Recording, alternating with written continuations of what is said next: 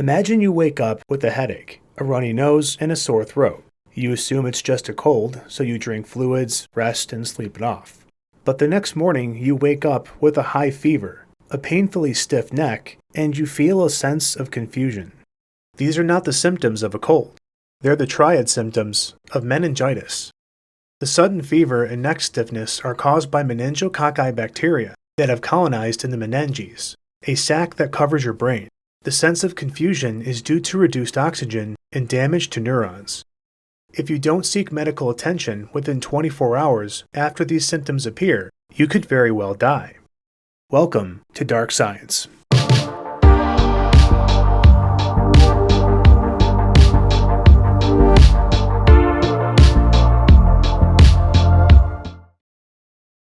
Most bacteria have the potential to do us harm. Luckily, we have a battery of immune defenses that keep them at bay. We have acidic oils on our skin, mucus barriers in our eyes, nose, and mouth, acids in our stomach, and antibodies and immune cells in our blood. All of these defenses stop or destroy bacteria before they get a chance to infect us.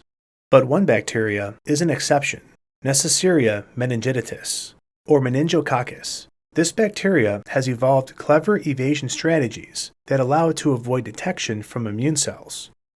At times, it even tricks host cells to uptake it and transport it in the body.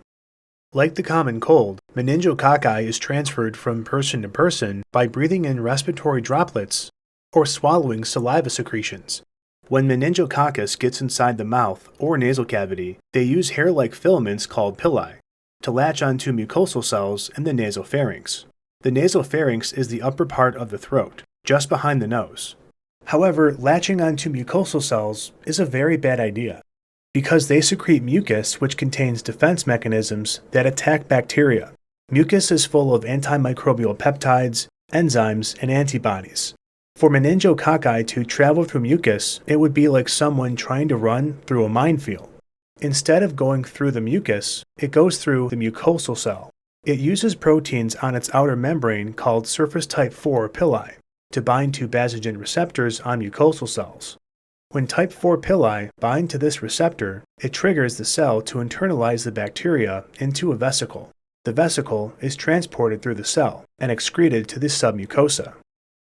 After passing through the submucosa, meningococci travel deeper till they reach the endothelial cells that make up your blood vessels. It squeezes through these cells and enters the bloodstream. But blood also has antibodies and immune cells that will attack bacteria on sight. There's no way it can survive long-term in the bloodstream. But once again, meningococcus has a useful adaptation. It has a polysaccharide capsule that surrounds the outside of the bacteria.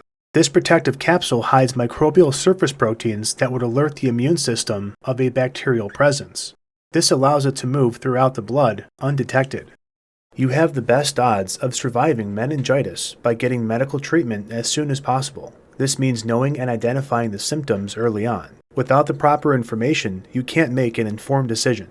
And just like with your health, having accurate, unbiased information is critical when it comes to understanding the world around you. That's why I use Ground News, which gathers over 50,000 news articles and lets you cut through the noise, avoid agendas, and misleading headlines. Ground News shows how each story leans politically, how credible their reporting is, and who owns them. Take this story about the recent floods in Texas, which has over 200 sources covering it. While the left and right wing fight to shift the blame on who is at fault, the centrist sources outline the facts, without the spin.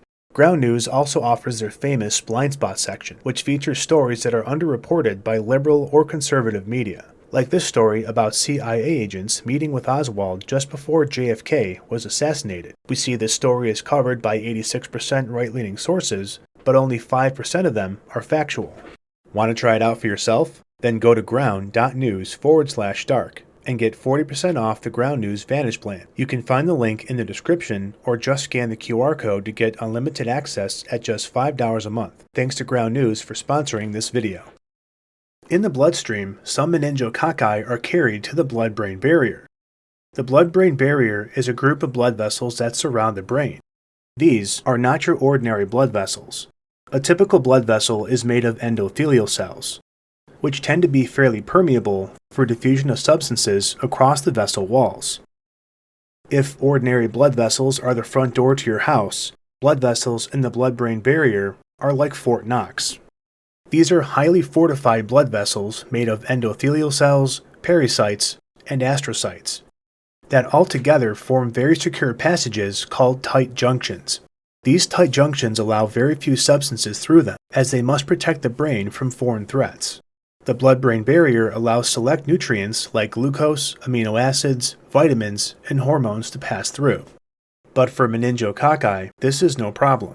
It uses the type 4 pili protein to bind to an endothelial receptor called CD147.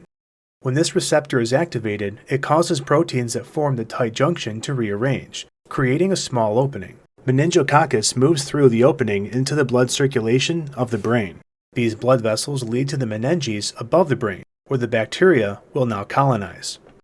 The meninges is a sac-like tissue that covers the entire brain and spinal cord. It acts as a shock absorber and keeps the brain anchored. Within the meninges, meningococci infect an area called the subarachnoid space, which contains cerebral spinal fluid. The cerebral spinal fluid provides nutrition for the bacteria to replicate and spread. As meningococci replicates, it sheds a large structural molecule from its cell membrane, called lipopolysaccharide. Lipopolysaccharide has such a potent toxicity that when the immune system notices it, the reaction is like taking a match to gasoline. Lipopolysaccharide sends the immune system into a frenzy. Blood vessels in the meninges dilate to transport large amounts of immune cells. This causes fluid to build up and increase pressure around the brain. These immune cells release destructive enzymes to break down bacterial cells, but also inadvertently damage meninges tissue as well. The combination of increased pressure and inflammation begins to harm the brain. The overreactive immune response in the meninges are what cause the triad symptoms of meningitis: fever, neck stiffness, and an altered mental state.